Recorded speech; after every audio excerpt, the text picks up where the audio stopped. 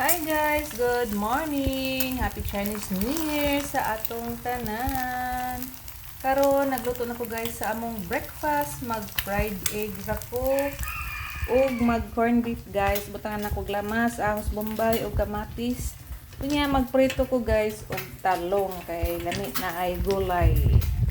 Tadang! Luto na lahat yung fried egg guys. Next guys, magprito na tag talong. Sara may kabuok talong guys, kaya ako may mukaon, may mukaon ng mga bata.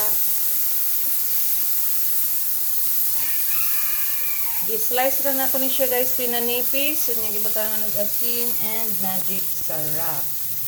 Kana siya guys, luto na ang atong giprito nga talong. So ako na ning haunon guys kay magluto na sad ko corn beef. Yan. Ito pilit man.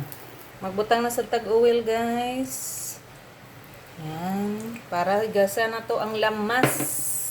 Nara guys, nabutang na nako ang mga lamas. Ato lang ning palutuon og maayo guys. Saka na ko ilunod ang corn beef. Next guys, ibutang na nato ang corn beef. Ato din siyang karawon para mahalo tong mga lamas guys.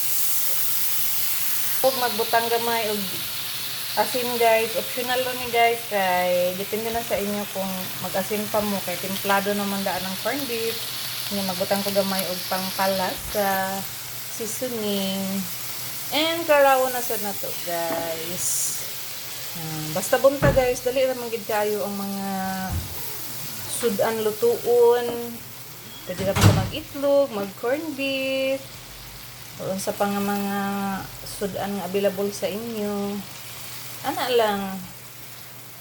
Naana dayon mo'y pamahaw, di ba?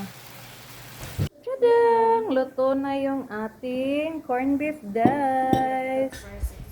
So, wala na siya guys, fried egg, fried talong, ay piniritong talong, and corn beef. Yan lang, kakain na kami. Again, thanks for watching. Enjoy cooking, happy eating. God bless you all. Love, love.